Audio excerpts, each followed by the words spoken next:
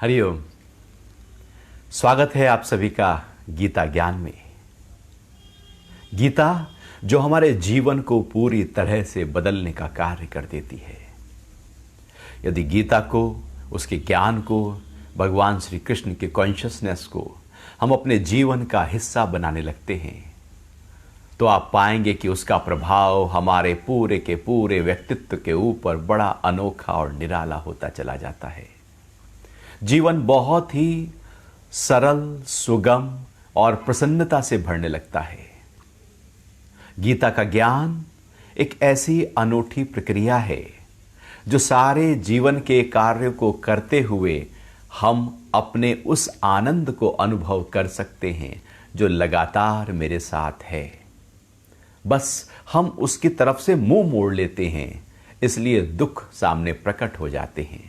लेकिन यदि उस आनंद को अनुभव करते हुए जो ज्ञान के माध्यम से प्राप्त होता है फिर जीवन को जीते हैं तो जीवन जीने का नजरिया पूरी तरह से बदल जाता है।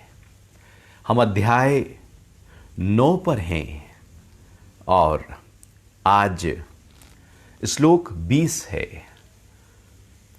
तो भगवान कह रहे हैं कि तीनों वेदों के ज्ञाता, सोमरस पीने वाले, पाप रहित पुरुष यज्ञों द्वारा मुझे पूजकर स्वर्ग लोक के लिए प्रार्थना करते हैं। वे पुण्य फल से स्वर्ग लोक को पाकर वहां देवताओं के दिव्य सुखों को भोगते हैं। तो भगवान कह रहे हैं कि तीनों वेदों के ज्ञाता जो लगातार ज्ञान में रुचि रखे हुए हैं और जो भी ज्ञान उपलब्ध है उसको पूरी तरह से उन्होंने अपनी बुद्धि का हिस्सा बनाया है। उनकी बुद्धि में केवल ज्ञान और ज्ञान ही है। जितने भी शास्त्र उस समय थे वो सब वेद हैं।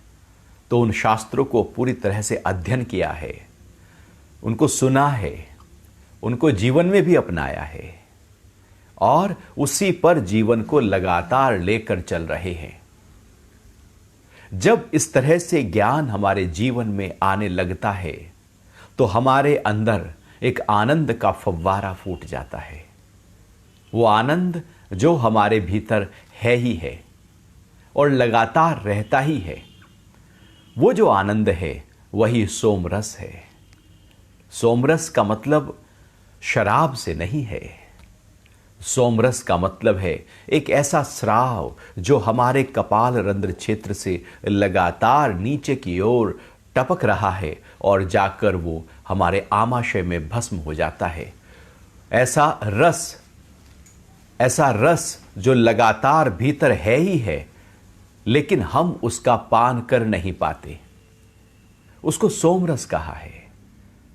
हम उस सोमरस उसको न समझकर, अंदर के सोमरस को न समझकर हम बाहर के रस में चले जाते हैं और हम मदिरा में सोचने लगते हैं कि वो सोमरस है।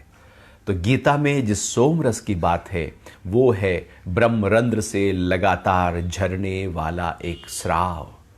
हठयोग के ग्रंथों में जो खेचरी मुद्रा का वर्णन किया गया है, जिसमें जिह्वा को पलटकर कपाल कुहर में लगाया जाता है, उसका उद्देश्य उसी स्राव को, उसी अमृत को चखने की प्रक्रिया है। या यूं कहें कि जब हमारी अनुभूति में पूरी तरह से आनंद ही भर जाए और केवल आनंद ही आनंद लगातार बना रहे, उसको समझना चाहिए कि सोम रस का पान हो रहा है। तो जिन्होंने ज्ञान, वेदों के ज्ञान को अपने जीवन में अपनाया है, साथ ही जिन्होंने उस सोम रस का पान किया है, उस आनंद को अनुभव किया है, पाप रहित पुरुष यज्ञों द्वारा मुझे पूजकर स्वर्ग लोक के लिए प्रार्थना करते हैं। अब जो लगातार ज्ञान में हैं, ज्ञान में ही हैं और उस आनंद की अनुभूति, उस सोम रस की अनुभूति कर रहे हैं, उनके पाप नष्ट हो जाते हैं। क्योंकि ज्ञान जो है वो अज्ञान का नाश करता है। अज्ञान कुछ नहीं होता, ज्ञान का अभाव ही अज्ञान है। जैसे अंधेरा कुछ नहीं होता, प्रकाश का अभाव ही अंधेरा है। जैसे दुख कुछ नहीं होता, सुख का अभाव ही दुख है। तो ऐसे ही ज्ञान जब नहीं होता तो अज्ञान प्रकट हो जाता है। जब ज्ञान आता है तो चित्त में पड़े हुए पापों का नाश होने लगता है, या यूं कहें कि चित्त की सफाई होती चली जाती है। जब चित्त की सफाई हो रही होती है तो हम एक साधना कर रहे हैं, एक प्रैक्टिस कर रहे हैं। तो जो प्रैक्टिस है उसके भी संस्कार बन रहे हैं, और वो प्रैक्टिस इसलिए की जा रही है कि मुझे स्वर्ग मिले। तो स्वर्ग की आकांक्षा से किए गए आध्यात्मिक कर्म भी स्वर्ग तक ही पहुंचा सकते हैं। हमारे अंदर कामना क्या है, हम कौन सी इच्छा से ड्राइव होते हैं, हमारे अंतरतम में चलता क्या है, वो महत्वपूर्ण है। हमारे मन, हमारे विचार, हमारे भाव के स्तर पर क्या है वो महत्वपूर्ण है, ना कि हम क्या कर रहे हैं वो महत्वपूर्ण है। यदि साधक के अंदर यह भाव है कि मुझे स्वर्ग चाहिए, और स्वर्ग का मतलब होता है सुख की पराकाष्ठा ही स्वर्ग है, और नरक, दुख की पराकाष्ठा ही नरक है। तो जब हम जीवन में अपने आप को पूरी तरह से सुख में रखते हैं तो समझो कि हम स्वर्ग लोक में वास कर रहे हैं, और जब हम दुख में अपने आप को रखते हैं तो समझो कि हम मृत्यु लोक में या नरक में वास कर रहे हैं। ये स्वर्ग और नरक हमारे ही मन में है, जो जीवन भर न जाने कितनी बार हम कभी स्वर्ग में चले जाते हैं, कभी नरक में आ जाते हैं। नरक और कुछ नहीं, ऊर्जा का सबसे निचला स्तर जब ऊर्जा बह रही हो तो वही नरक है, और जब ऊर्जा ऊपर के स्तर पर बह रही हो, ऊर्ध्व गति कर रही हो, तो वही स्वर्ग है। तो हमारा स्वर्ग, हर व्यक्ति स्वर्ग पा रहता है, और वो जो स्वर्ग पाने की इच्छा है, आकांक्षा है, वो इस जन्म में भी होती है, क्योंकि इस जन्म में भी हम सुख को ही पा रहे होते हैं। हमारे सारे आयोजन केवल सुख के लिए ही तो होते हैं। आप कुछ भी करो, उसके पीछे आप चाहोगे कि भैया सुख आ जाए। आप कुछ भी कर रहे हो, यदि अंदर गहरे में अपने से पूछो कि क्यों कर रहे हैं, तो लगेगा नहीं सुख आएगा। जीवन उस सुख की तलाश में, सुख के लिए, सुख की दौड़ में बीता चला जाता है। एक बच्चे से पूछो भाई इतना क्यों पढ़ते हो, तो वो बोलता है कि नंबर अच्छे आएंगे। अच्छा, उससे फिर पूछना नंबर अच्छे फिर क्यों चाहिए, कि नहीं अच्छी क्लास में फिर अच्छे स्कूल में एडमिशन होगा। अच्छा, वहाँ पर यदि आपने अच्छी पढ़ाई की तो क्या, कि अच्छे कॉलेज में एडमिशन होगा।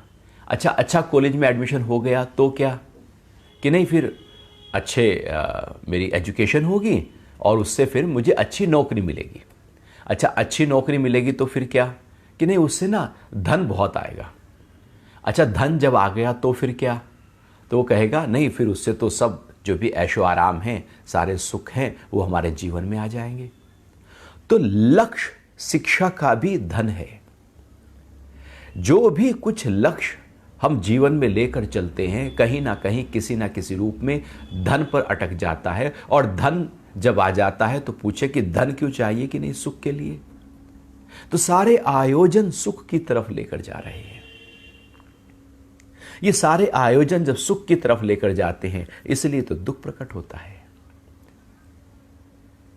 तो जीते जी भी हम सुख चाहते हैं, और मरने के बाद वही सुख चाहते हैं, और मरने के बाद उस सुख को स्वर्ग कहते हैं। जीते जी स्वर्ग को सुख कहते हैं, शरीर ना हो तो उसको स्वर्ग कहते हैं। है वो सुख। इसलिए गुरु गोरक्षनाथ जी कहते हैं कि सुख ही स्वर्ग है, दुख ही नरक है, और परम आनंद ही मुक्ति है।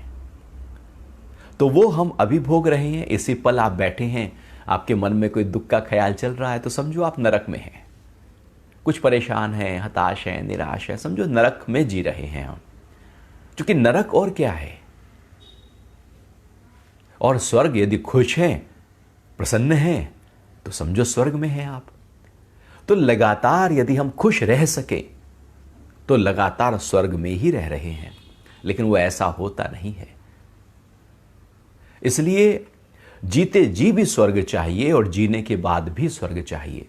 और जो साधना, तपस्या, अध्ययन, ज्ञान, सोमरस का पान, जो अंतःस्राव है, सारे आयोजन केवल स्वर्ग पाने के लिए कर रहे हैं। और अपने चित्त की पूरी तरह से उन्होंने सफाई भी की है और लगातार लक्ष्य यही है कि बस किसी ना किसी तरीके से स्वर्ग मिल जाए। तो जब सारे आयोजन स्वर्ग के हैं तो भगवान कहते हैं उनको स्वर्ग मिल जाएगा।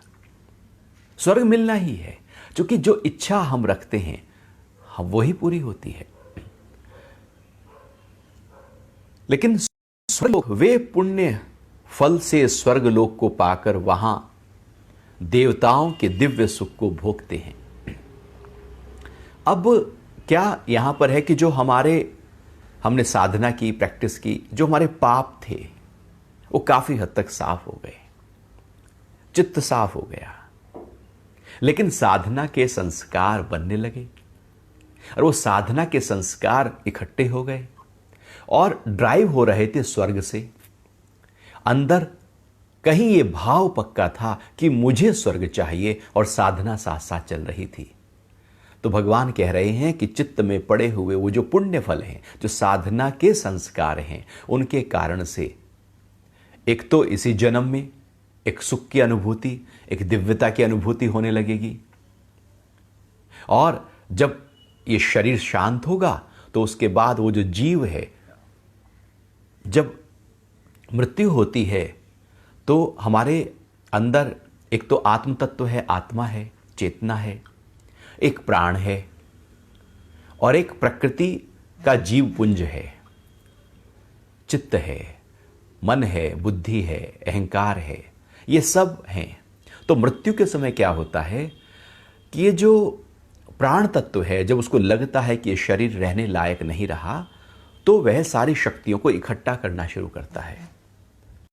वो इंद्रियों की शक्ति को इकट्ठा करेगा, मन की शक्ति को इकट्ठा करेगा, बुद्धि की शक्ति को इकट्ठा करेगा, अहंकार की शक्ति को, सारी इकट्ठा की। और जो चित्त है, जो बहुत ही सूक्ष्म स्तर पर हमारे उसी प्राण के अंदर इंप्रेशंस के रूप में पड़ा है, अब वहाँ पर सारा प्राण इकट्ठा हो जाता है, चूँकि अब उस चित्त को भी उसको लेकर चलना है। तो जैसे ही सारा प्राणा वहाँ इकट्ठा होता है, चित्त पूरी तरह से खुल जाता है, जैसे कोई फाइल खुल गई हो। अब चित्त जब खुलता है तो वहाँ पर जो भी संस्कार पड़े थे उसके हिसाब से एक बैलेंस शीट तैयार होती है और डिसाइड होता है कि मुक्ति है, नरक है या स्वर्ग है। नरक मतलब कि अब, अर्थात अंदर जो बहुत ही ज़्यादा क्रूर कर्म के फल थे वो प्रकट हो गए हैं।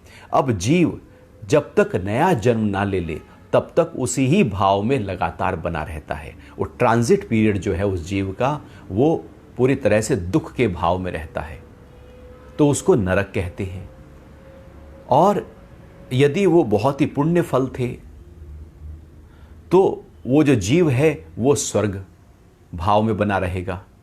तो जैसे ही वो डिसाइड होता है तो उस समय भगवान यहां कह रहे हैं कि पुण्य फल के आधार पर स्वर्ग लोक जो है वो प्राप्त होता है। और जो देवताओं के भोग हैं, अब देवताओं के भोग क्या हैं? देवता का मतलब ही है जिसकी ऊर्जा ऊंचे स्तर पर बहे। दानवों का मतलब ही है, राक्षसों का मतलब ही है जिनकी ऊर्जा निचले स्तर पर बहे।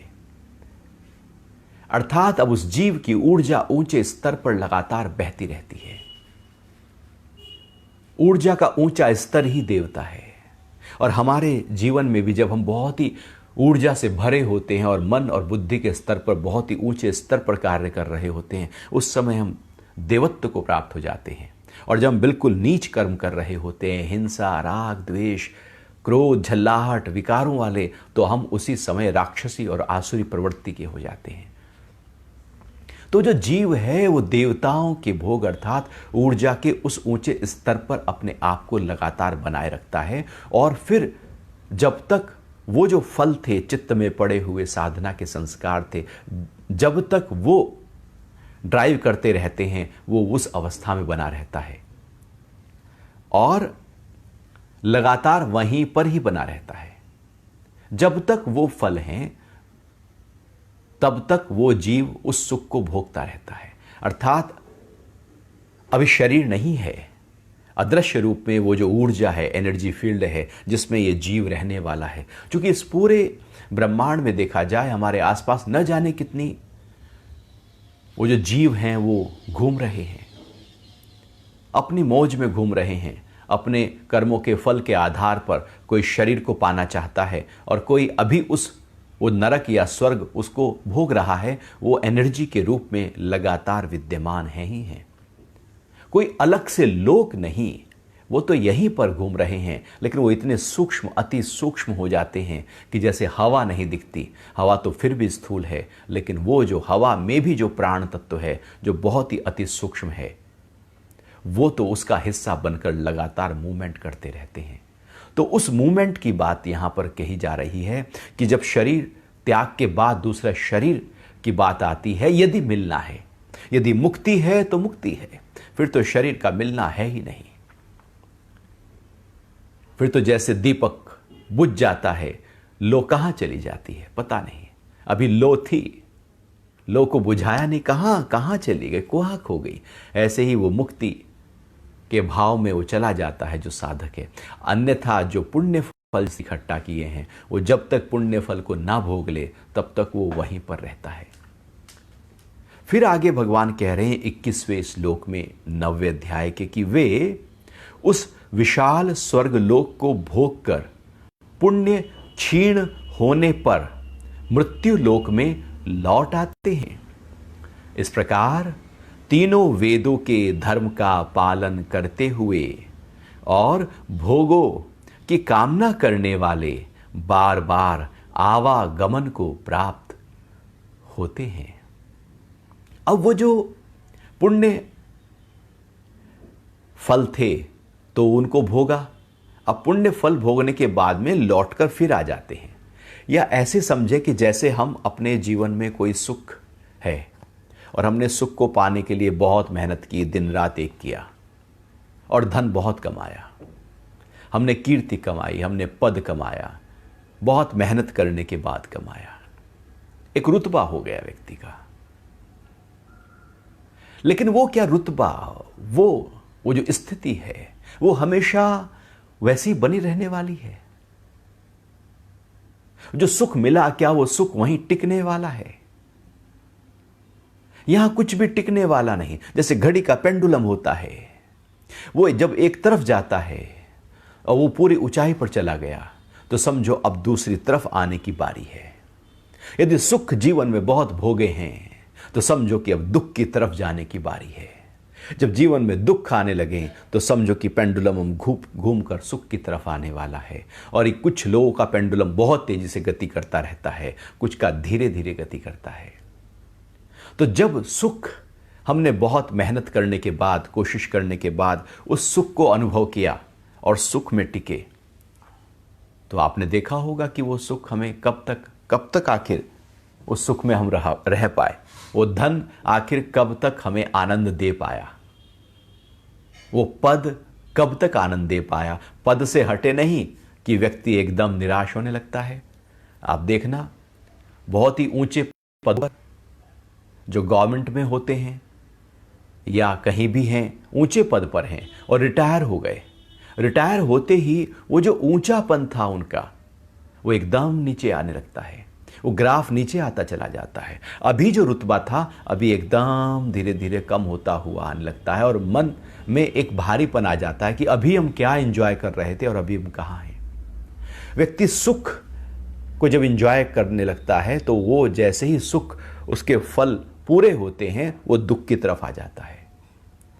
फिर जब दुख के फल पूरे हो जाते हैं तो फिर वो सुख की तरफ आ जाता है। ये सिलसिला जीवन भर आप अनुभव कर सकते हैं और इसी को सुख और दुख कहते हैं। जैसे आप झूला झूल रहे हैं, तो जब हम छोटे थे झूला झूलते थे तो झूला झूलते हुए क्या होता है कि जैसे कोई पीछे से धक्का देते हैं तो हम एकदम ऊपर जाते हैं, लेकिन फिर नीचे आकर पीछे जाते हैं। ये जो लगातार झूलने की प्रक्रिया है ये जीवन भर हमारे चलती रहती है। यही झूला है सुख का और यही झूला है दुख का। पल अभी हम सुखी हैं और अभी हम थोड़ी देर में दुखी हो जाते हैं। अभी कोई बात हमें हिला देती है, परेशान कर देती है, और अभी एकदम कोई बात हमें उत्साह से भर देती है। ये क्या है झूला? ये स्वर्ग और नरक में लगातार घूमने की प्रक्रिया है जो हम जीवन भर करते रहते हैं। चेहरा मुस्कुरा रहा है तो समझो स्वर्ग में जी रहे हैं, और मायूस हैं यदि तो नरक में जी रहे हैं। भले आप 5 स्टार होटल में बैठे हों, कहीं बड़े रिजॉर्ट में या बड़े घर में या बड़े पद पर बैठे हों, मायूस हैं तो नरक ही है। बाहर क्या है उसका कोई फर्क नहीं है, महत्वपूर्ण यह है कि मेरी मन की स्थिति क्या है। तो हम जीवन को स्वर्ग में भी कम, सुख में कम और दुख में ज्यादा जीते हैं। हमारा दुख बहुत ज्यादा पक्का है, हमारा नरक पक्का है। हमने नरक जीवन में भी पक्का किया है तो मरने के बाद भी नरक ही पक्का होता है, क्योंकि जो जीते जी पक्का किया है वही तो पक्का होने वाला है। तो भगवान कह रहे हैं जिन्होंने जीते जी स्वर्ग को पक्का किया है उनका स्वर्ग फिर बाद में भी पक्का हो जाएगा, लेकिन स्वर्ग में भोगने के बाद लौट कर आना पड़ेगा। जैसे सुख की पराकाष्ठा के बाद हम लौट कर आ जाते हैं, जैसे जीवन है और वो धीरे धीरे धीरे धीरे रौनक पर आता है, जवानी पे आता है, और जैसे ही 40-45 साल की उम्र के बाद में अब उसका ढलना शुरू होता है, वो धीरे धीरे ढल रहा होता है। अब वो ढलने की प्रक्रिया तेज भी हो सकती है, वो ढलने की प्रक्रिया धीमी भी हो सकती है, लेकिन वो ढलने की प्रक्रिया होगी ही होगी। वो मृत्यु की तरफ वो शरीर जाएगा ही जाएगा। अब कितना भी रोक लो, मौत से बचा नहीं जा सकता। तो लगातार ये चक्र है, सुख के बाद दुख खड़ा है, स्वर्ग के बाद लौटकर आना ही है। तो भगवान कह रहे हैं स्वर्ग लोक को भोग कर पुण्य क्षीण होने, जब पुण्य जो भी हमने किए थे उसका सारा फल हमने भोग लिया।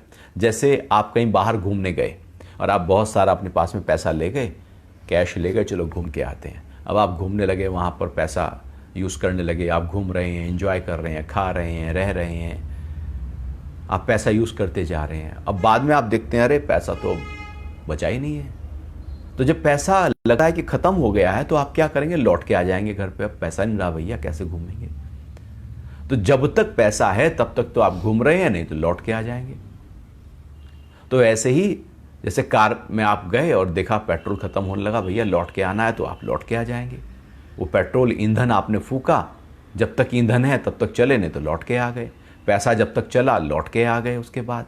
ऐसे ही पुण्य फल जो हैं जब तक उनका फल मिलता रहा, स्वर्ग का आनंद लेते रहे, और जैसे ही वो पुण्य फल हमारे खत्म होने लगे, वो बैलेंस खत्म होने लगा, लौट के मृत्यु लोक में आ जाएंगे। क्योंकि वो स्वर्गलोक मुक्ति नहीं है, वो मुक्ति नहीं, वहां से लौट के आना ही है। तो मृत्यु लोक में लौट आते हैं। फिर आगे भगवान कह रहे हैं कि इस प्रकार तीनों वेदों के धर्म का पालन करते हुए और भोगों की कामना करने वाले बार बार आवागमन करते रहते हैं। अब महत्वपूर्ण बात है, भोगों की कामना करने वाले कौन लौटते हैं? आवागमन किनका है? जिनकी कोई कामना है। कामना कुछ भी हो सकती है। यदि आपकी मुक्ति की भी कामना है तो यही कामना सबसे बड़ी रुकावट बनकर खड़ी हो जाएगी। कामना ही लौट के आने का कारण है। कामना सुख की हो तो सुख मिल जाएगा, लेकिन वहां से फिर लौट के आ जाएंगे, दुख में आ जाएंगे, क्योंकि कामना की थी सुख की। तो जो कामना करते हो वो मिलेगा, लेकिन लौट के भी वहां से आना होगा। और जीवन भर हम कामनाओं के ही पुतले बने रहते हैं, कामनाओं से ही भरे रहते हैं। कोई ना कोई कामना बस रहती है, कोई ना कोई इच्छा हमारे अंदर लगातार चलती रहती है। उम्र का पड़ाव कोई भी हो जाए, इच्छा खड़ी रहती है। वो 30 साल का व्यक्ति कहता नहीं बस अभी इच्छाएं पूरी कर लूं, उसके बाद तो जीवन बड़ा आनंद के साथ में है, और उसके बाद ज़्यादा नौकरी वोकरी नहीं करेंगे, हम कमा लेंगे, उसके बाद ऐश के साथ में जीवन जिएंगे। जब वो 45 का हो जाता है, भैया अब कि नहीं अभी तो उतना हुआ नहीं है जितना सोच रहे थे, अभी थोड़ी सी और इच्छाएं बाकी हैं, उनकी पूर्ति के लिए थोड़ा धन कमा ले। चलो वो 60 का हो जाता है, भैया अब कह लेंगे नहीं अभी धन की तो नहीं, लेकिन और सारी चीज़ें हैं, उनकी इच्छाएं पूरी करनी है, वो पूरा करना है, परिवार देखना है, बच्चों का देखना है, व्यापार का थोड़ा सा सेटल करना है। वो सिलसिला चलता रहता है। 70 में आ जाएगा तब पूछो भैया अब, नहीं नहीं अभी नहीं। वो 80 में आ जाएगा अब, अभी नहीं। वो ययाति की, राजा ययाति की यही तो दृष्टांत है कि 100 साल का हुआ, यमराज आया, नहीं नहीं अभी नहीं। चल भाई कि नहीं मेरे बेटे को ले जाओ। 200 का हुआ, अब नहीं नहीं अभी नहीं। 1000 साल के होने के बावजूद भी कहता है कि अभी नहीं, अभी तो कुछ इच्छाएं बाकी हैं। हमारी इच्छाएं कभी पूरी नहीं होंगी। जब तक व्यक्ति पूरा ना हो जाए उसकी इच्छाएं चलती रहेंगी। आए थे हम भोग भोगने, भोगों ने हमको भोग लिया। इच्छा कभी खत्म नहीं होती, व्यक्ति ही खत्म हो जाता है। तो ये कामनाएं लगातार जीवन भर चलती रहती हैं और यही बार बार लौटाने का कारण है। जन्म और मरण, जन्म में और जीवन में यदि कामनाएं हैं तो कामनाओं की पूर्ति जरूर होगी और उस पूर्ति के लिए लौटकर फिर आना भी पड़ेगा। जो कहता है कि मुझे धन पूरा नहीं मिला तो अगला जन्म मिलेगा, अब धन मिलेगा। जो अभी उसकी कामना है कि भैया मुझे वो चाहिए, यदि इस जन्म में पूरा नहीं हुआ तो लौट के आना पड़ेगा, क्योंकि हमने ही अंदर एक गांठ बांध दी थी। वो गांठ छोटे में बांधी, बड़े में बांधी, गहरे में बांधी, कॉन्शियसली बांधी, अनकॉन्शियसली बांधी, लेकिन गांठ तो गांठ है। प्राण तो देख रहा है कि वो गांठ पड़ी है, जब तक वो खुल ना जाए तब तक तो ये लगातार साइकिल चलता रहेगा।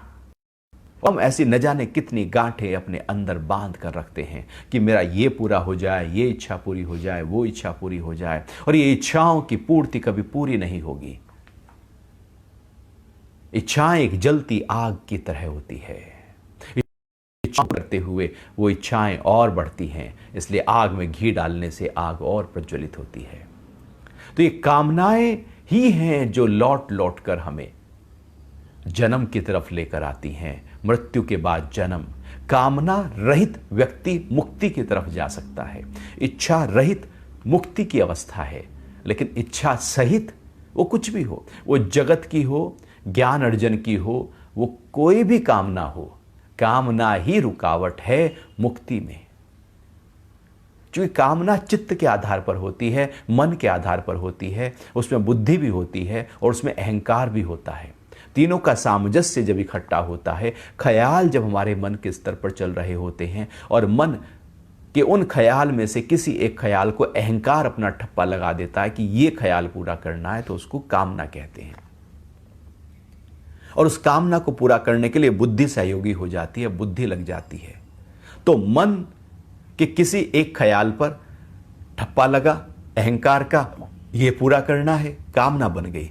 और कामना को पूरा करने के लिए बुद्धि सहयोगी हो गई, इंद्रियां सहयोगी हो गई। इस प्रकार से सिलसिला लगातार हमारा चलता रहता है और हम लौट कर आते रहते हैं। जैसे आज हमने कोई काम किया, वो अधूरा रह गया, आप कल सुबह जब उठेंगे आपको याद आएगा, अरे कल का काम तो अधूरा रह गया था, आप फिर उसे पूरा करने में लग जाएंगे। यदि आज आपके सारे काम पूरे हैं, फिर आप अगले दिन जब उठेंगे तो एकदम हल्केपन के साथ उठेंगे, कुछ काम बाकी ही नहीं रहा, तो मन में कुछ है ही नहीं, तो पूरी तरह से ऊर्जा से भरे हुए हम होंगे, क्योंकि कुछ पेंडिंग ही नहीं रहा। इसलिए काल करे सो आज, करा करे सो अब। चीजों को टालने की जो आदत है वो हमें बार बार उस नरक में लेकर जाती है, दुख में लेकर जाती है।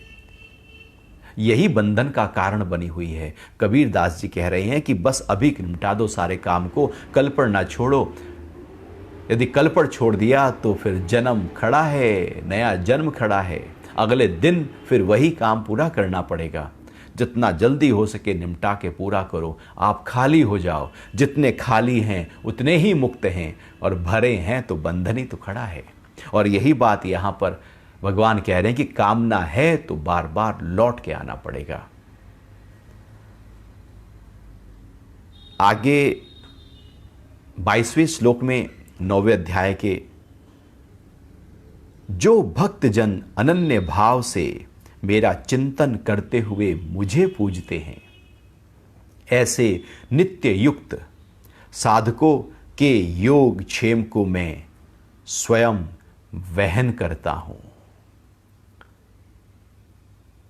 अब दूसरी बात भगवान यहां कह रहे हैं। अभी तक तो बात थी जो कामना कर रहे हैं उनकी बात बताई। जो कामना कर रहे हैं, चाह रहे हैं ये पूरा मिल जाए, चाह रहे हैं स्वर्ग मिल जाए, कुछ चाह रहे हैं, उनको लौट के आना पड़ेगा। लेकिन जो कामना रहित होकर, आशा रहित होकर, पूरी तरह से केवल और केवल अनन्य भाव से, जिनके अंदर कोई कामना नहीं है, बस मेरा ही स्मरण है, मेरा ही ध्यान है, जब मैं ही उनके चित्त में आ गया, मैं ही उनकी चिंतन की प्रक्रिया में आ गया, उनके मनन में भी मैं ही हूं, उनके मन में भी मैं ही हूं, उनके बुद्धि में भी मैं ही हूं, मैं ही मैं हूं, जिसके अंदर तम में, वो भक्त कहलाता है। भक्त का मतलब है भक्त नहीं रहा, अब भगवान ही उसके जब पूरे व्यक्तित्व में आ गए हैं, उन्हीं का ही ध्यान, उन्हीं का ही स्मरण, उन्हीं का ही कीर्तन जब चलने लगा तो उसको भक्त कहते हैं। तो भगवान कह रहे हैं जो भक्त जन, पहले भी भगवान भक्त की बात करते आए हैं, क्योंकि भक्त बड़ा महत्वपूर्ण है साधना में। भक्त का मतलब होता है अहंकार रहित अवस्था। भक्त का मतलब होता है पूर्ण समर्पण की स्थिति। भक्त का मतलब होता है लगातार अपने मन को उस भगवान में टिकाए रखने की स्थिति। भक्त का मतलब होता है कि जहां अब मैं नहीं रहा, अब वही है, वही भक्त है। तो जो भक्त जन, जो ये नहीं चाह रहे हैं कि मुझे ये जो मैं वेद पाठ करूंगा, या मैं सोमरस का पान करूंगा, या मैं जो भी साधना करूंगा उससे मुझे स्वर्ग मिलेगा, जो ऐसा नहीं चाह रहे हैं, वो जो केवल और केवल मेरा ही ध्यान धरे हुए हैं लगातार, तो उनके लिए कह रहे हैं कि जो अनन्य भाव से मेरा चिंतन करते हुए मुझे पूजते हैं। अब भगवान को पूजना है, हम भगवान को पूजते हैं अपनी इच्छाओं के आधार पर। भगवान का पूजन व्यापार से कम थोड़ी करते हैं। हम कुछ भी करते हैं, वो एक कहावत है ना, नो फ्री लंच। हम कुछ भी करते हैं, उसके पीछे कुछ ना कुछ कहानी खड़ी होती है, कुछ ना कुछ फायदा ढूंढ रहे होते हैं। व्यापारी बुद्धि हमेशा फायदे में लगी रहती है। वो फायदा और फायदा, केवल व्यापार व्यापार और अंदर व्यापार खड़ा है। तो जब भगवान के सामने जाते हैं तो भी व्यापार कर रहे होते हैं, जब सत्संग कर रहे होते हैं वहां भी व्यापार कर रहे होते हैं। वो यदि यात्रा पे गए हैं, वहां भी कोई ना कोई अंदर कोई व्यापार चल रहा है कि मैं ये कर रहा हूं भगवान, मैं मंदिर पहुंचा हूं, अब इसके बदले कुछ तो तू दे ही देगा। कुछ ना कुछ मांगने की इच्छा हमारे अंदर खड़ी रहती है। तो सौदा हो गया। लेकिन भगवान जिस बात को यहां रख रहे हैं कि अनन्य भाव से जो मुझे पूजते हैं, उनके अंदर कुछ चल थोड़ी रहा है, वो तो मुझे पाने के लिए पूज रहे हैं। भगवान की पूजा केवल भगवान को पाने के लिए हो, कुछ और के लिए ना हो, तो वो अनन्य भाव है, वो भक्त है। तो कुछ और पाना ही नहीं, जिसको पाना है बस वो पालो ना, जिसमें सब है उसे ही पालो, तो सब तुम्हारा ही तो है। ऐसे नित्य युक्त साधकों के योग क्षेम को मैं स्वयं वहन करता हूं। ऐसे नित्य युक्त मतलब जो लगातार 24/7 नित्य, लगातार, रोज में भी हर पल हर क्षण युक्त है। जो जैसे हम अपने को देखें, हम लगातार धन से युक्त हो जाते हैं, मोह अपने वालों से युक्त हो जाते हैं, जो काम कर रहा है उससे युक्त हो जाते हैं। हमारा बाहर भी जो युक्त है वो लगातार नहीं रह सकता। बड़े मजे की बात है कि हम क्रोध करते हैं तो क्रोध आप लंबे समय तक कर नहीं सकते। अब करके दिखाओ। कोई कहे कि भैया तुम्हें लगातार सुबह से लेकर रात तक क्रोध ही करना है, और ये लगातार करना है, रोज करना है, कर नहीं पाएगा। और किसी को कहो भैया तुझे सुबह से लेकर रात तक काम वासना में रहना है, लगातार रहना है, एक पल के लिए भी वहां से ना हटे, रह नहीं सकता। किसी को कहो तू लगातार लोभ में रह के दिखा, सुबह से रात तक रह ही नहीं पाएगा। किसी को कहो तू इससे द्वेष करता रहे, बस यही बारे में, द्वेष के बारे में सोचता रहे, वो हो ही नहीं पाएगा, क्योंकि ये हमारी स्वाभाविक अवस्था नहीं है। जो स्वाभाविक अवस्था है ही नहीं, वो लगातार कैसे रह सकती है? हमारी जो स्वाभाविक अवस्था है वो लगातार रह सकती है, बाकी जो अस्वाभाविक है वो आएगी जाएगी। गुस्सा आएगा जाएगा, राग आएगा जाएगा, मोह आएगा जाएगा, ये आसक्ति आएगी जाएगी, इच्छा आएगी जाएगी। क्योंकि ये नहीं है हमारी, ये सब बाहर से आई थी। जो मेरी है ही नहीं, वास्तविक स्वरूप ही नहीं है, वो टिक नहीं सकता, क्योंकि वो अपने आप में ही कह रहा है कि मैं तो थोड़ी देर के लिए हूं।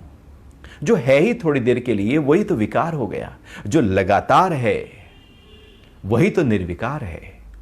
तो नित्य युक्त मतलब हम लगातार अपने स्व के रूप से जुड़े हुए हों, वहां जुड़ सकते हैं। जो मेरा ही अपना स्वभाव है उसमें तो हम सालों साल जुड़ सकते हैं, और हमारे ऋषि लगातार सालों साल उसी युक्त भाव से समाधि में रहते हैं। भक्त उसी भाव से लगातार भगवान का स्मरण करते हुए रहते हैं। ज्ञान योगी लगातार उसी के ज्ञान को अनुभव करते हुए रहते हैं। वो उसमें रहा जा सकता है, और जो चित्त के स्तर पर, विकारों और संस्कारों के स्तर पर जो प्रकट होता है, उसमें रहा नहीं जा सकता। इसलिए भगवान नित्य युक्त हमेशा बात करते हैं कि परमात्मा का ध्यान नित्य युक्त हो सकता है, विकार नित्य युक्त नहीं हो सकता। ऐसे जो साधक हैं, जो नित्य युक्त लगे हुए हैं, उनका जो योगक्षेम है, जो योग उन्होंने तपाया है, अपना योग का अभ्यास किया है, अर्थात अपने साथ जुड़े हुए हैं, अपने साथ जुड़ने की प्रक्रिया ही योग है।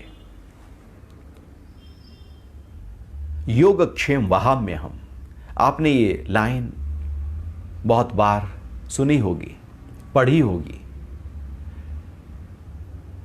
LIC की ये पूरी तरह से टैगलाइन है, योगक्षेम वहाम्य हम। ये गीता का महत्वपूर्ण एक हिस्सा, जहां भगवान कहते हैं कि तुम्हारे योगक्षेम, तुम्हारा जो योग है, तुमने जो अपनी साधना का फल इकट्ठा किया है, उसकी रक्षा मैं करूंगा, उसकी रक्षा मैं करूंगा। जैसे LIC ऐसे कह रहे कि तुमने जो भी पैसा डाला है वो पूरी तरह से सिक्योर है, सेफ है, उसकी रक्षा हम कर रहे हैं, उसकी चिंता ना करना, तुम्हारा पैसा यहां कहीं डूबने वाला नहीं। बहुत अच्छी एक लाइन गीता से निकाली LIC ने। तो भगवान यहां कह रहे हैं कि तुमने जो योग की साधना की, उसका जो फल, उसका जो क्षेम इकट्ठा हुआ, वो कहीं रलेगा नहीं, कहीं खोएगा नहीं, कहीं खत्म नहीं होगा, उसकी चिंता ना करना। तू बस मुझे ध्या, तू नित्य युक्त तो हो जा, तू भक्त तो बन जा, तू अनन्य भाव से मेरा पूजन करना शुरू कर, तेरी रक्षा अब मैं करने वाला हूं। किसकी रक्षा? वो शरीर की रक्षा थोड़ी होगी, शरीर तो जाएगा। रक्षा होगी वो जो ज्ञान, वो जो योग, वो जो फल, अर्थात वो असंप्रज्ञात समाधि की बात कर रहे हैं कि वो लगातार उसकी रक्षा हम करेंगे, और वो तब तक रक्षा रहेगी जब तक तू मेरे से एकाकार ना कर ले। और फिर जैसे ही लगेगा कि तू उस स्थिति में आ गया है, अब मैं रक्षा नहीं बल्कि तू मेरा ही हिस्सा हो गया है, तो तेरी रक्षा मैं करूंगा। अब यहां रक्षा जब भगवान कहते कि मैं करूंगा, तो चिंता ना कर। तो अब जब वो हमारे जीवन में पूरी तरह से प्रकट हो गए हैं, तो फिर वो हर पक्ष की रक्षा करने लगते हैं, पूरी संभाल करने लगते हैं, जैसे छोटे बच्चे की संभाल माँ करती है।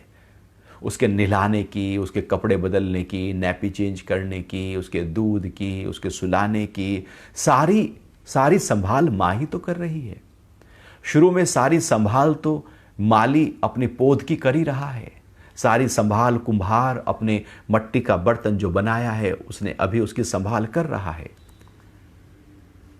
चूंकि बीज ने समर्पित किया है अपने आप को, मट्टी ने समर्पित किया है अपने आप को, बच्चे ने समर्पित किया है मां को अपने आप को, ऐसे ही जो भक्त है, जो मुझे समर्पित हो जाएगा, अब उसकी रक्षा मैं करूंगा। वो चिंता करने की उसे जरूरत नहीं। लेकिन हम अपनी चिंता खुद ही करने लगते हैं। तो जब हम खुद ही अपनी चिंता कर रहे हैं, तो भगवान कहता है ठीक है ना, तो अपनी चिंता खुद ही कर ले, मैं काहे परेशान हूं तेरी रक्षा करने में, जो तू कहता मैं खुद ही कर लूंगा। तो यहां पर कह रहे तू मुझे समर्पित हो जा, अब तेरी चिंता तुझे नहीं करनी। जाहे विधि राखे राम, ताही विधि रही हो। अब वो रक्षा जाके राखो साइया, मार सके कोई। यही है वो श्लोक भगवान गीता में कह रहे हैं कि अब तेरी रक्षा, तेरे योगक्षेम की रक्षा मैं करने वाला हूं। अब भगवान जब हमारी रक्षा पे आ जाते हैं तो हमारा क्या बिगड़ेगा। तो ये बिगड़ने की प्रक्रिया हमारे चित्त में पड़े हुए जो साधना के संस्कार हैं उसके स्तर पर हो रही है कि वो कहीं खराब नहीं होंगे, वो जू के त्यों रहेंगे और वो तुझे मुझसे मिला देंगे।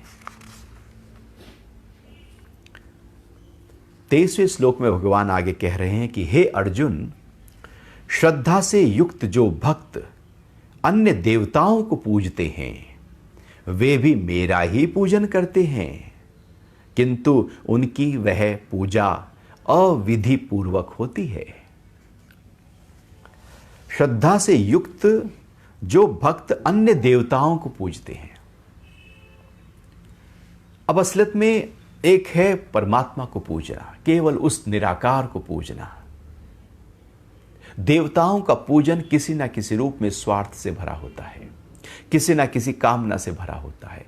देवता की पूजना, आराधना कामना के आधार पर होती है, और जब हम कामना नहीं कर रहे होते तो समझो कि अब देवता नहीं बल्कि हम उस परम जो परमात्मा है उसको पूज रहे होते हैं।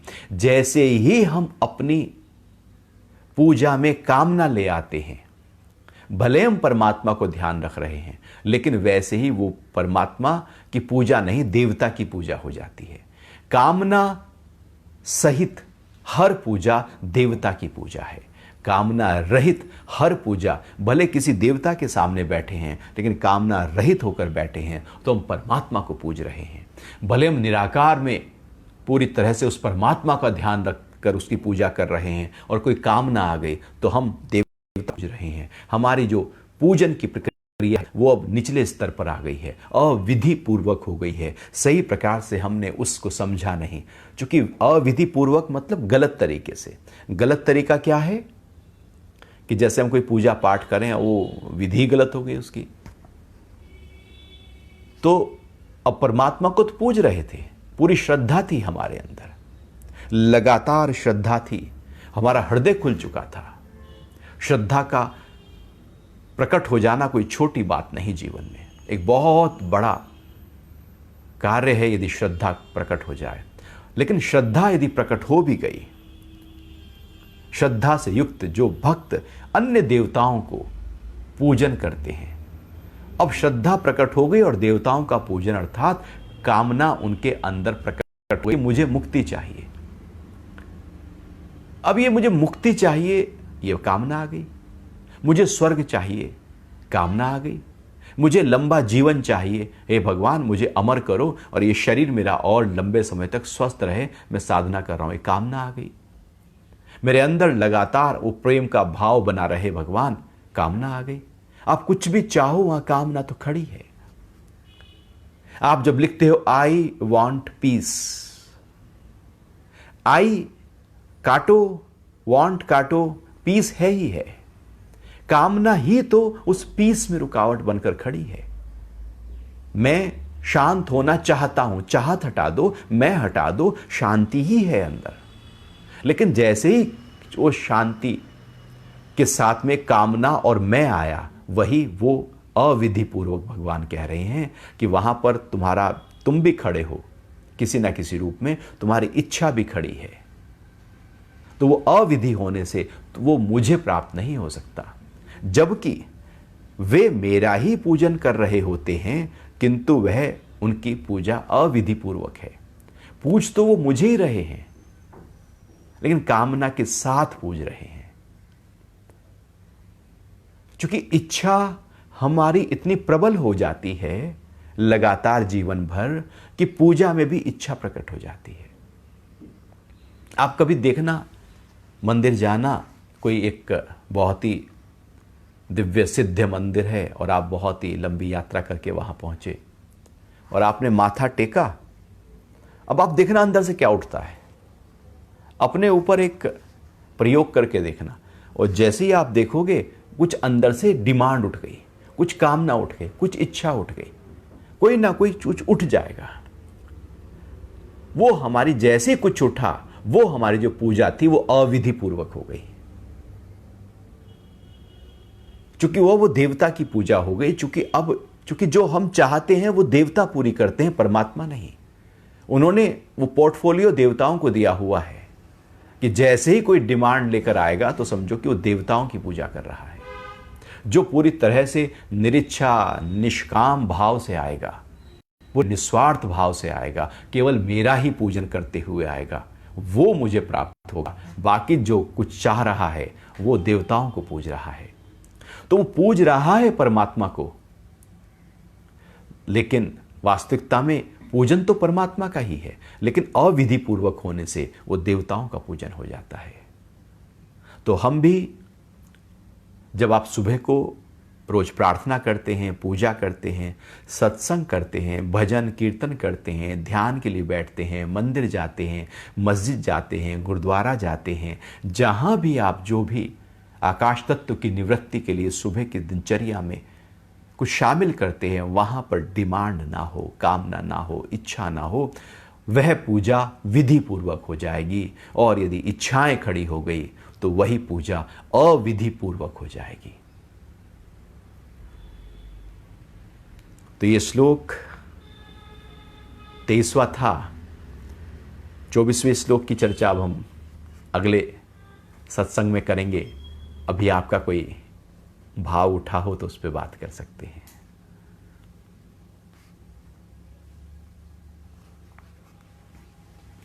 हरिओम।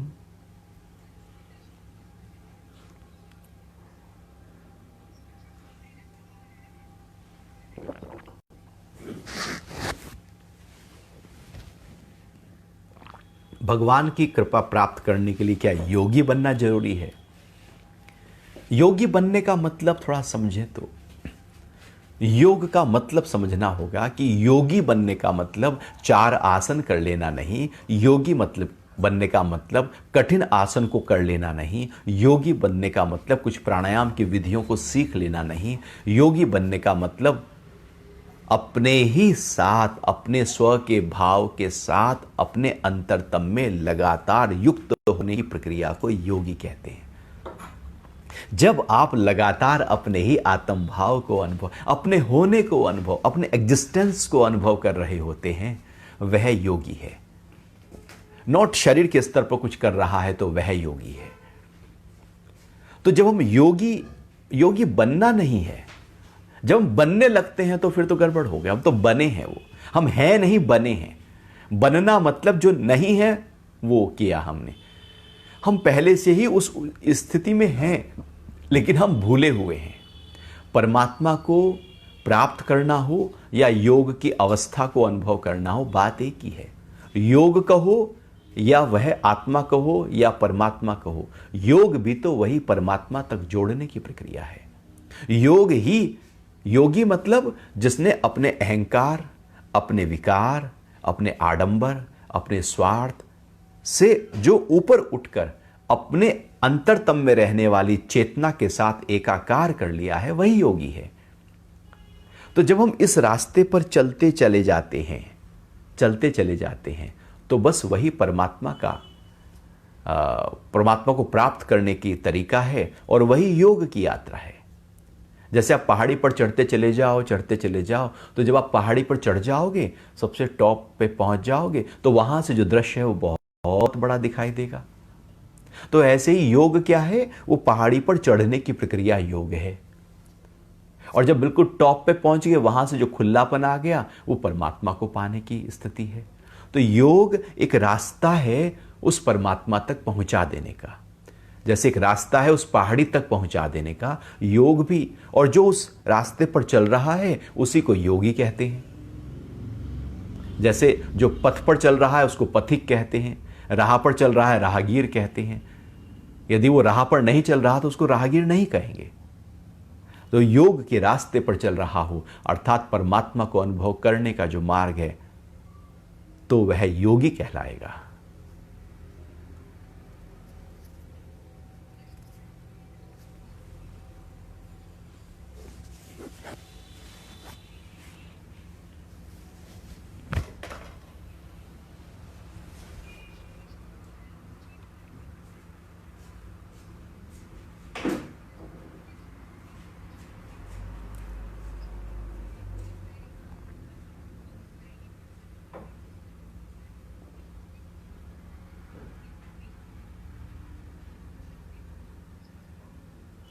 जब भी हम कुछ चाह रहे हैं, जैसे ही कामना प्रकट हुई और परमात्मा का ध्यान कर रहे हैं, परमात्मा का ध्यान कामना सहित करते ही वो देवता का पूजन कहलाएगा।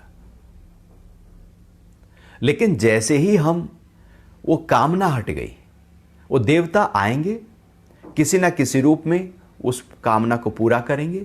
इसलिए तो हम यज्ञ करते हैं, तप करते हैं, दान करते हैं, सारा जो भी कुछ हमारी व्यवस्था में है, विधि पूर्वक पूजा करते हैं, अनुष्ठान करते हैं, उनके फल आते हैं और वो फल देकर वो अनुष्ठान पूरी तरह से, वो यज्ञ पूरी तरह से अब समाप्त भी हो जाता है। किसी चीज़ ने अपना फल दिया, उस यज्ञ ने अपना फल दिया, उस हवन ने फल दिया, अब वो फल देकर पूरी तरह से हमारे लिए खत्म हो गया। अब ये नहीं कि वो फल ही देता रहेगा, कि आपने पानी पिया और पानी पीते ही आपकी प्यास मिटी। अब ऐसा नहीं कि वो हमेशा के लिए प्यास मिट गई। आपने खाना खाया, भूख मिटी, हमेशा के लिए नहीं मिटी, फिर भूख लगेगी, फिर खाना खाएंगे। तो आप जैसे जैसे कुछ मांग रहे हैं, तो हम पूजा कर रहे हैं, तो वो देवता, चूंकि पहले ही भगवान ये कहते आए हैं कि जब आप कुछ चाहते हैं और देवता का पूजन करते हैं, वो देवता जो भी आपने चाहा है आपके इच्छित फल को पूरा कर देते हैं। तो जब हम दिव्य भाव से कुछ डिमांड करते हैं, अर्थात संकल्प करते हैं, तो जब हम संकल्प करते हैं तो उसी के अनुरूप कार्य कर रहे होते हैं। ऐसा नहीं है कि हम कह रहे हैं भगवान मेरी लॉटरी लगा दो, भगवान मेरी लॉटरी लगवा दो, भगवान मेरी लॉटरी लगवा दो, रोज उसके लिए अनुष्ठान सब कुछ किया हमने। तो भगवान कह रहे हैं बेटा तेने तो टिकट तो खरीदा नहीं है, अब लॉटरी तेरी में कैसे लगाऊं? तो टिकट खरीदो तो लॉटरी लगे ना। तो भगवान सहायक हो जाएंगे, जो आप चाहते हो, वो देवता सहायक हो जाएंगे जो आप चाहते हो उसकी पूर्ति में। देवता मतलब एनर्जी फील्ड, वो पूरी कायनात सहायक हो जाएगी आपके लिए जो आप चाह रहे हो, लेकिन आपको उसके लिए पूरी तरह से पुरजोर तरीके से कर्तव्य कर्म को, उस कर्म को करना होगा। यदि आपने कर्म नहीं किया तो उसका फल नहीं आएगा। केवल चाहने मात्र से फल नहीं आते, चाहत भी हो, शुद्ध संकल्प भी हो, लेकिन उसके लिए कर्म भी हो, तब फल प्रकट होता है। तो हम जो भी कुछ चाह रहे हैं और भगवान का पूजा कर रहे हैं, तो समझो कि देवताओं का पूजन हो रहा है। अच्छा है, बुरा थोड़ी, देवताओं का पूजन हो रहा है, लेकिन चाहतों के आधार पर हो रहा है। तो कभी ऐसा भी करके देखो कि बिना चाहतों के पूजन करो, बिना इच्छाओं के पूजन करो। कहीं लंबी यात्रा पे जाओ, माँ वैष्णो देवी के दरबार में माथा टेकने के लिए कैलाश पे जाओ, बद्रीनाथ केदारनाथ जाओ, बस कुछ मांगना नहीं, बस केवल और केवल उसी को ही अनन्य भाव से पूज लो। आप देखना अपने ही अंतरतम में कितना उसका विराटता, विशालता और दिव्यता का अनुभव होने लगेगा। लेकिन जैसे हम कुछ मांगते हैं, हम उस पूरी की पूरी प्रक्रिया को छोटा कर देते हैं, वहीं अटक जाते हैं।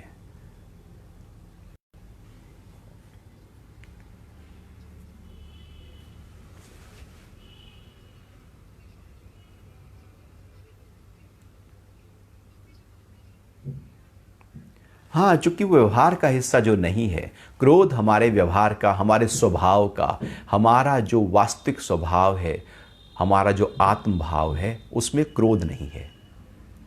ये बहुत ही ऊपर की स्थिति है। क्रोध क्या है? आप जो चाहते हो वो ना हो, जैसा चाहते हो, जिस तरह से चाहते हो, जिस समय चाहते हो, जिस व्यक्ति से चाहते हो, जब वो ना करे आप हिल जाते हो। आपके अहंकार पे कोई ठेस पहुंचाए तो आप क्रोध में आ जाते हो। चूंकि वो अहंकार के स्तर पर हो रहा है, उसका आना और जाना हो रहा है, चूंकि वो चित्त को पूरी तरह से हिला देगा, इसलिए हम उससे प्रभावित हो जाते हैं।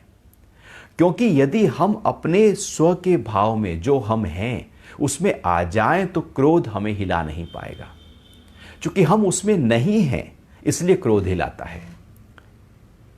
हम यदि समुद्र के ऊपर के स्तर पर हैं तो लहरों के थपेड़े हैं ही हैं, लेकिन समुद्र की गहराई में जैसे चले गए, अब लहरों के थपेड़े गहराई में नहीं होते। लहरें तो बहुत ही ऊपर के स्तर पर अपना जोर लगा रही होती हैं, आवाजें कर रही होती हैं, प्रेशर के साथ बह रही होती हैं। लेकिन आप यदि ऊपर के स्तर पर हैं तो उसका असर है, गहरे स्तर पर हैं तो नहीं है। ऐसे ही अपने स्वभाव में है तो क्रोध का कोई असर नहीं, काम का कोई असर नहीं, लोभ का कोई असर नहीं, क्योंकि वो है ही नहीं आपके लिए। समुद्र की गहराइयों में ऊपर की लहरें नहीं होती और ऊपर के लहरों में समुद्र की गहराइयां नहीं होती। हम जहां होते हैं हम वहीं होते हैं। तो हम क्रोध में हैं तो हमारा स्वभाव कहीं दूर है, हम अपने स्वभाव में हैं तो इस समय क्रोध कहीं दूर है। तो अध्यात्म यही है कि अपने स्वभाव में आ जाओ, और जैसे स्वभाव में आए फिर क्रोध नहीं, फिर तो प्रेम, फिर तो आनंद, फिर तो लगातार रहने वाला वो सुख हमारे अंतरतम में हम पा लेते हैं। फिर बाहर कोई मेरे उल्टा भी चले तो भी हम मुस्कुरा रहे होते हैं। कोई बाहर मेरी अपनी चीज चली भी जाए तो भी हम बिना हिले झुक के त्यों अड़िग होकर खड़े रहते हैं, क्योंकि वहां पर कोई अटकाव नहीं, वहां पर कोई लगाव नहीं, वहां पर कोई पकड़ नहीं। यदि पकड़ है तो जब वो जाएगी तो दुख देकर जाएगी। पकड़ ही नहीं है तो कैसे दुख होगी। आपके घर में एक कुत्ता आपने पाला हुआ है तो कुत्ता किसी कारण से बीमार होकर उसकी डेथ हो गई तो बहुत हिलेंगे, लेकिन पड़ोसी ने पाला हुआ है उसके यहां डेथ हो गई तो आप नहीं हिलेंगे, क्योंकि आपने अपनी पकड़ को वहां पर रखा। तो जब वो गया तो आप हिल गए।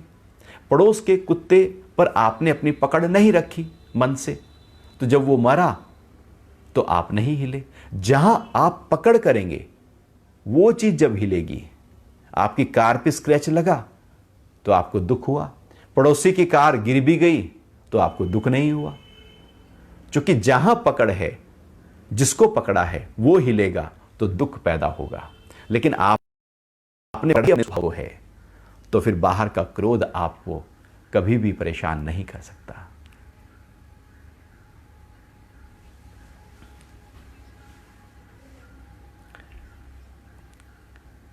यदि क्रोध रहता है तो ऐसे में योग के अभ्यास, प्राणायाम और ध्यान की प्रैक्टिसेस बहुत लाभकारी होती हैं। यदि हम योग के अभ्यासों को चिकित्सा के रूप में देखें, क्योंकि योग के इतने अभ्यास, इतने आसन, सूक्ष्म क्रियाएं, षटकर्म के अभ्यास, मुद्राओं का अभ्यास, ध्यान की प्रैक्टिसेस, प्राणायाम के इतने अभ्यास वो हैं इसलिए कि हमारा शरीर जो लगातार कार्य कर रहा है, ऊर्जा से भरा हुआ है, वहां पर बहती हुई ऊर्जा सही प्रकार से काम करे। यदि वो ऊर्जा सही प्रकार से शरीर के अंगों पर काम नहीं करेगी तो रोग पैदा होने लगेंगे, और जहां वो ऊर्जा जिस भी हिस्से पर सही कार्य नहीं कर रही है वहीं पर रोग आएंगे। यदि वो पैनक्रियाज में सही काम नहीं कर रही है तो डायबिटीज का रोग पैदा होगा, हार्ट पे काम नहीं कर रही है तो हार्ट डिजीज पैदा होगी, और ब्रेन में काम नहीं कर रही है, मस्तिष्क पे काम नहीं कर रही है, वो जो हैप्पी हॉर्मोन्स हैं वो नहीं निकल रहे हैं, बल्कि एड्रिनल या इस तरह के स्राव हमारे अंदर बहुत ज़्यादा बढ़ गए हैं, जो हमारे मन के स्तर पर, साइकोलॉजी के लेवल पर कुछ नेगेटिव इम्पैक्ट डाल रहे हैं। तो ऐसे में फिर हम योग के अभ्यासों के माध्यम से उन हार्मोन्स को बैलेंस कर लेते हैं। यदि हम अनुलोम विलोम का प्राणायाम बहुत धीमी गति से करें, दीर्घ श्वसन करें, भ्रामरी का अभ्यास करें और अ ऊ म अलग अलग 3 से 5 बार जाप करें, फिर ओम का जाप करें और उसके बाद ध्यान के लिए बैठ जाएं, तो पूरे शरीर में जो रासायनिक क्रियाएं हो रही हैं वो बैलेंस हो जाएंगी। मन और मस्तिष्क के स्तर पर जो क्रियाएं हो रही हैं वो व्यवस्थित हो जाएंगी, और अंदर जो क्रोध पड़ा हुआ है वो एकदम पूरी तरह से ठहरने लगेगा। या यूँ कहें कि वो जो ऊर्जा, क्रोध क्या है? ऊर्जा का गलत तरीके से बह जाना ही क्रोध है, और ऊर्जा का सही प्रकार से बह जाना ही करुणा है। तो ऊर्जा जब गलत तरीके से बही तो क्रोध आया। अब हमने योग के अभ्यासों से क्या किया कि उस बहती हुई गलत ऊर्जा को चैनलाइज करके सही दिशा दे दी। अब जैसे ही वो सही दिशा उसको मिली, आप पाएंगे क्रोध चला गया।